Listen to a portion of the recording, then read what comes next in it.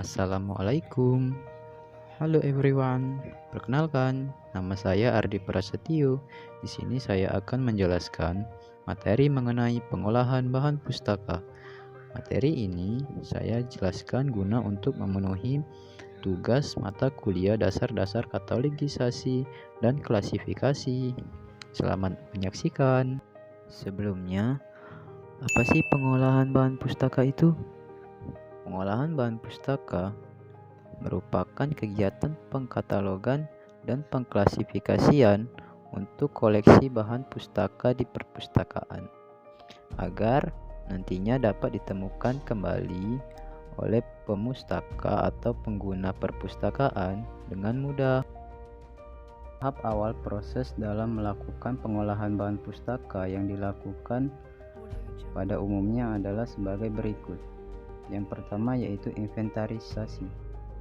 Setelah buku datang, maka tugas staf perpustakaan adalah menginventarisasi. Lantas apa itu inventarisasi? Inventarisasi merupakan kegiatan pencatatan bahan pustaka yang telah diputuskan menjadi milik perpustakaan.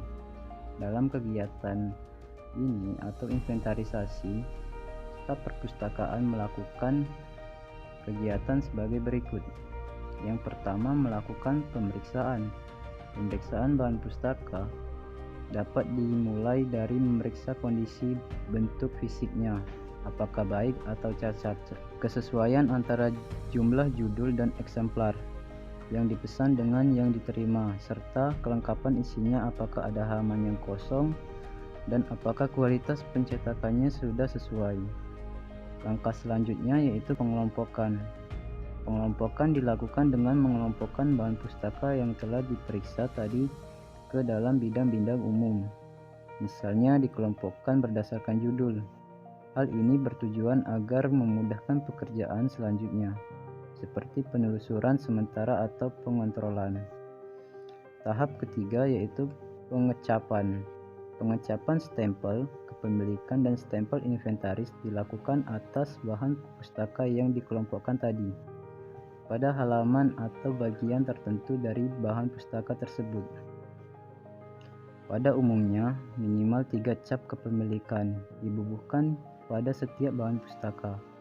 Misalnya, pada halaman judul, halaman tertentu di tengah-tengahnya dicap di halaman 20 atau 30 pada bahan pustaka dan halaman terakhir. Sedangkan 1 cap inventaris dibubuhkan pada setiap halaman judul. Dan tahap terakhir yaitu pencatatan.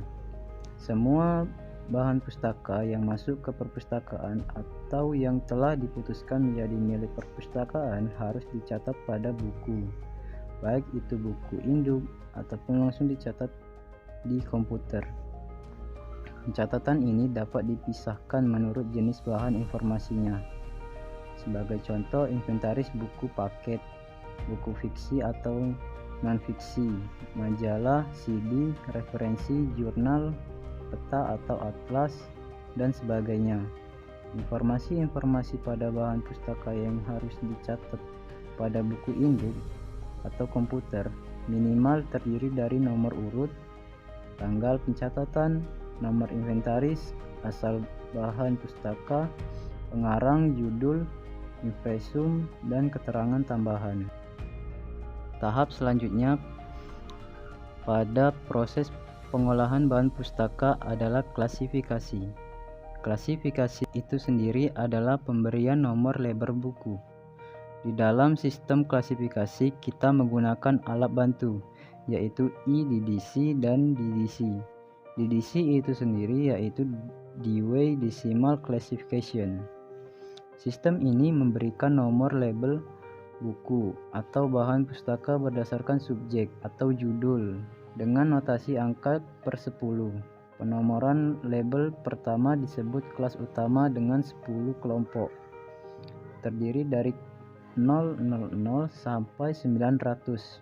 Kemudian masing-masing kelompok pada kelas utama ini dibagi lagi menjadi subjek buku yang lebih kecil yang disebut divisi, yang terdiri dari 000 sampai 990.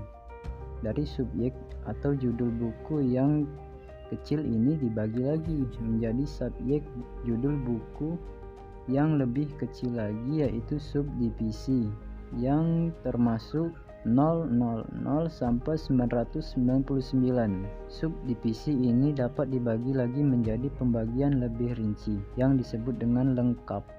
Tahap ketiga dari pengolahan bahan pustaka adalah katalogisasi. Katalogisasi adalah proses pembuatan daftar isi dari buku, majalah, CD, film mikro, dan sebagainya milik suatu perpustakaan. Daftar ini berfungsi untuk mencatat koleksi yang dimiliki dan membantu proses temu kembali bahan pustaka di perpustakaan tersebut. Dan tahap terakhir dari pengolahan bahan pustaka yaitu shelving. Setelah selesai mengklasifikasi dan pengkatalogan bahan pustaka, maka selanjutnya adalah melakukan shelving. Shelving itu sendiri adalah kegiatan penjajaran koleksi ke dalam rak atau tempat koleksi berdasarkan sistem tertentu. Kegiatan ini merupakan langkah terakhir dari proses pengolahan bahan pustaka. Tujuannya agar koleksi dapat ditemukan dengan mudah dan dapat dikenali oleh pengguna atau pustakawan. Sistem penjajaran koleksi ke dalam rak ada dua macam. Yang pertama yaitu berdasarkan jenis, yaitu disusun berdasarkan jenis koleksi dalam bidang apapun dijadikan satu susunan. Sistem ini cocok untuk penjajaran koleksi referensi.